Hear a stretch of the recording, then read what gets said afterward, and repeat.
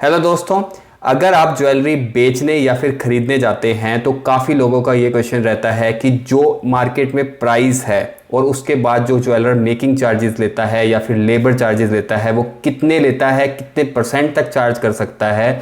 कई jeweller 12% charge करते हैं, कई ज्वेलर जो है वो 18% तक चार्ज करते हैं, लेबर चार्जेस ले लिए जाते हैं, जीएसटी लगती है। तो आज हम जानेंगे कि ज्वेलरी लेते वक्त आपको किन 7 बातों का ध्यान रखना चाहिए और अगर आपको ज्वेलरी अगर खरीद रहे हैं तो प्राइस कैसे कैलकुलेट होगा उसके बारे में डिस्कस करेंगे। तो आशीष जी, सबसे पहले तो आप मुझे ये बताएं कि जब मैं ज्वेलरी खरीदने जा रहा हूं तो मुझे किन किन चीज़ों का प्राइस देना पड़ता है, तो उस केस में मेरे को कैसे कैलकुलेट करना पड़ेगा। कुछ कंपोनेंट रहते हैं विनेश जो आपको ध्यान रखने हैं ज्वेलरी के प्राइस कैलकुलेट करने के।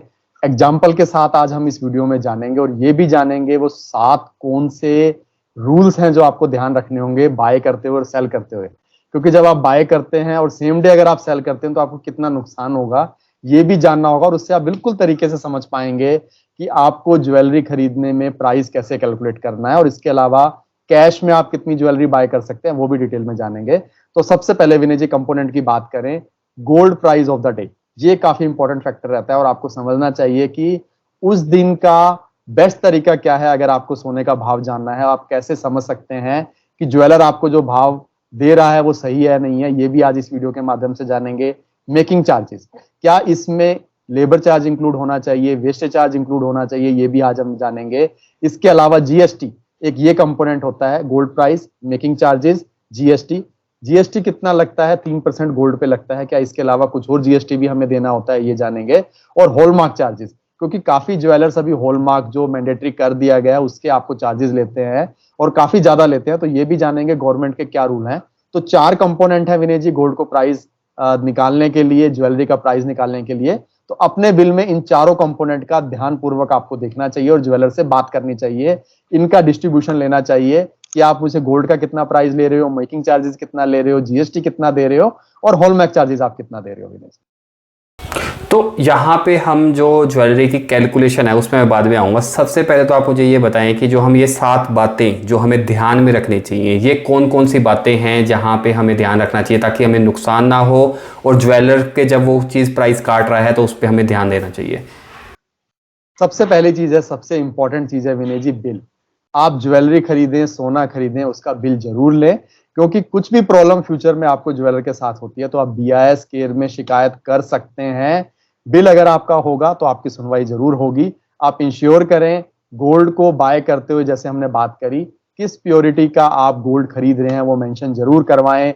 22 कैरेट, 18 कैरेट, 24 कैरेट जो भी आप गोल्ड खरीदते हैं आप उसका जरूर मेंशन करवाएं। मेकिंग चार्जेस आपसे ज्वेलर कितना ले रहा है, जीएसटी कितना ले रहा है, और अगर आप वो ज्वेलरी या सोना जो भी आप, अगर हम कॉइन की बात करें, उसी ज्वेलर को वापस देने जाते हैं तो सेल के क्या टर्म्स एंड कंडीशन रहेंगे, आप बातों में ना आए, उसको बिल पे लिखवा लें, वो ज्यादा अच्छा रहेगा। इसके अलावा एक और चीज होती है विनय जी, स्टोन्स, डायमंड या जेम स्टोन की अगर हम बात करें, काफी ज्वेलरी में ये लगी होती है और ज्वेलर कहते हैं आपको कि स्टोन का तो काफी कम वेट है, ये तो आप इग्नोर कर सकते हैं, पर नहीं, आपको कंफ्यूजन दूर करनी है, क्योंकि सेल के वक्त यही सबसे ज्यादा कंफ्यूजन करता है। आपको मेंशन करवाना है बिल पे कि ठीक है जी, स्टोन के साथ अगर आप कहते हैं कि नेग्लिजिबल है तो आप मेंशन कर दीजिए कि अगर यही प्रोडक्ट मैं वापस लेके आऊंगा तो गोल्ड कितना निकलेगा इसमें। तो गोल्ड का वेट जरूर मेंशन करवाएं, स्टोन्स को, डायमंड्स को माइनस करवाने के बाद।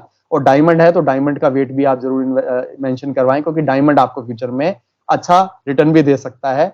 एडिशनल चार्जेस की अगर हम बात करें विनय जी, इस पे आपको ध्यान देना है। Labour charges, admin charges, wastage charges, ये सब मेकिंग चार्जेस में इंक्लूड होते हैं। अगर आप नट सेल में बात करें, 12 से 15% का ट्रेंड रहता है मार्केट में, कोई गवर्नमेंट रूल तो नहीं है, पर 12 से 15% का मेकिंग चार्जेस का ट्रेंड रहता है जो आपको गोल्ड के ऊपर, गोल्ड के भाव के ऊपर आपको देना होता है, जिसमें सभी चार्जेस इंक्लूड हो जाते हैं। इसके अलावा आपको कोई चार्जेस नहीं होते। जीएसटी आपको एक एक्स्ट्रा देना होगा, जो हम जानेंगे जीएसटी कितना देना है। इसके बाद नेक्स्ट ध्यान रखना है कि ज्वेलरी कभी भी 24 कैरेट की नहीं बनती है, क्योंकि आपका सोना काफी सॉफ्ट हो जाता है। आप कौन सी ज्वेलरी खरीदेंगे, अगर आपको थोड़ा गोल्ड में पीलापन ज्यादा पसंद है, आपको अट्रैक्ट करता है, तो उस केस में आप 22 कैरेट की ज्वेलरी लेंगे, वहां पर आपको थोड़ी मजबूती भी मिलती है। पर वहीं अगर आप डायमंड ज्वेलरी ले रहे हैं तो आप 18 कैरेट का सोना लेंगे, क्योंकि उस केस में हार्ड हो जाता है सोना और वो होल्ड कर पाता है आपके महंगे डायमंड को। साथ में 18 कैरेट में थोड़ी व्हाइटनेस आ जाती है, तो आप ज्वेलर से ये कंप्लेंट ना करें कि मैंने सोना लिया है, ये पीला नहीं है, ये व्हाइट क्यों है। तो 18 कैरेट आपका थोड़ा व्हाइटनेस आती है एज कम्पेयर टू 22 कैरेट के मुकाबले। इंश्योर करें आप BIS हॉलमार्क ही लें। आप जितने भी आइटम लेते हैं, काफी लोग ईयररिंग लेते हैं, बैंगल्स लेते हैं, उस केस में दोनों कड़ों पे, दोनों चूड़ियों पे या दोनों ईयररिंग्स पे, ईयररिंग्स अगर आपके 2 ग्राम से कम है तो उस केस में BIS हॉलमार्क नहीं मिलेगा आपको। पर जो भी आपके टोटल कंपोनेंट है उन सब पे BIS हॉलमार्क चेक करें। PDM गोल्ड आप नहीं बाय करेंगे अगर आप नया सोना खरीदते हैं, ये अच्छा नहीं रहता है। इसके अलावा जब आप सेल करते हैं सोना तो आपको GST पे नहीं करना होता है, ये रूल आप ध्यान रखेंगे। लास्ट में बताना चाहूंगा 7th रूल की, इसके बाद हम डिटेल कैलकुलेशन जानेंगे। गोल्ड प्राइस आपके लिए इंपॉर्टेंट रहता है विनय जी, जो आपको ध्यान रखना है। हर कैरेट का सोने का प्राइस अलग अलग होता है।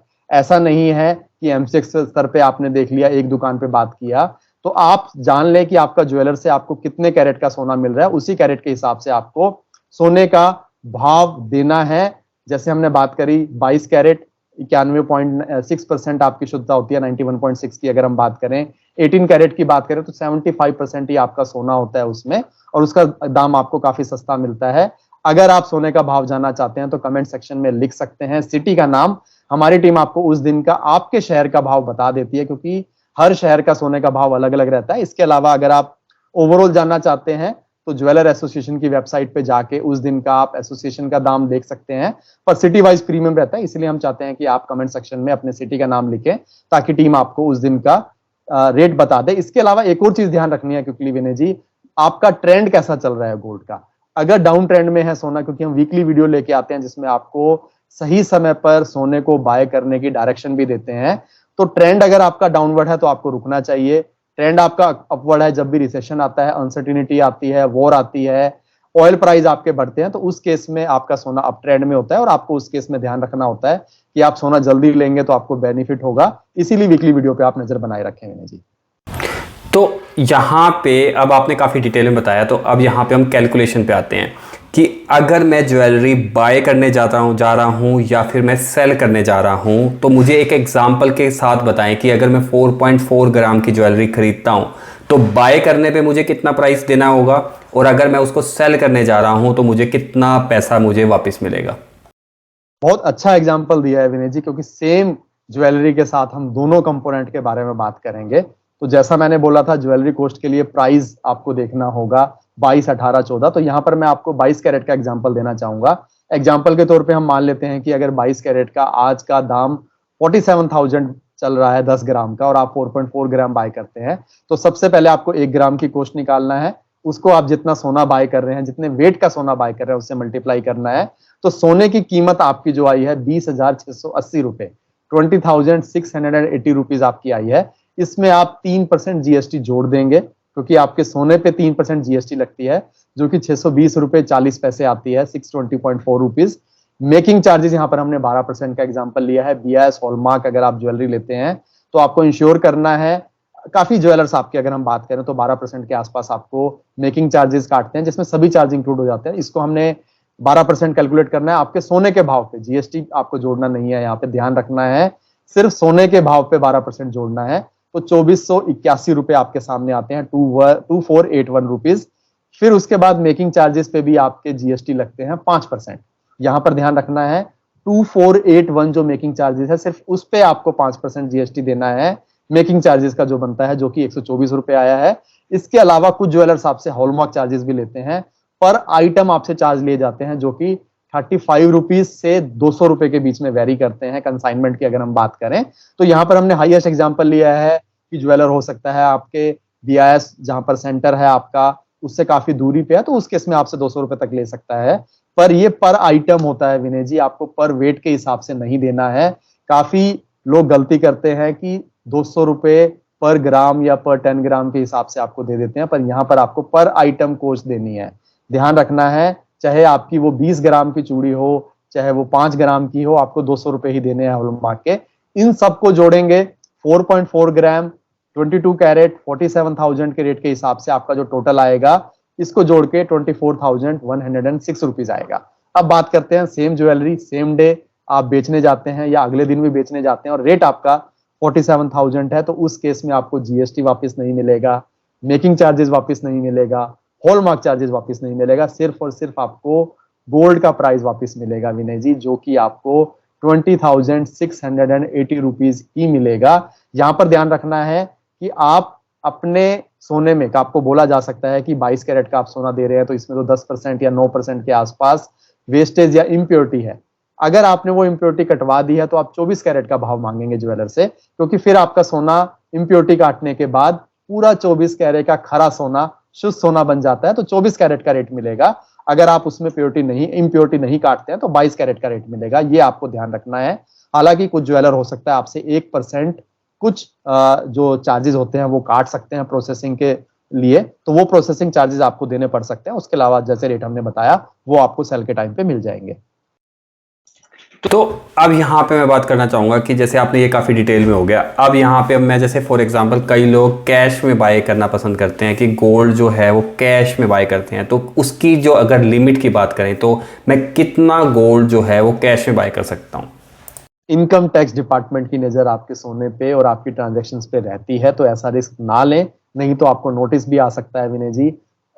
पर यूजर के लिए 2 लाख की लिमिट रखी गई है। इससे ऊपर होते ही शॉप ज्वेलर या शॉप की अगर हम बात करें तो वो आपसे पैन कार्ड मैंडेटरी मांगता है।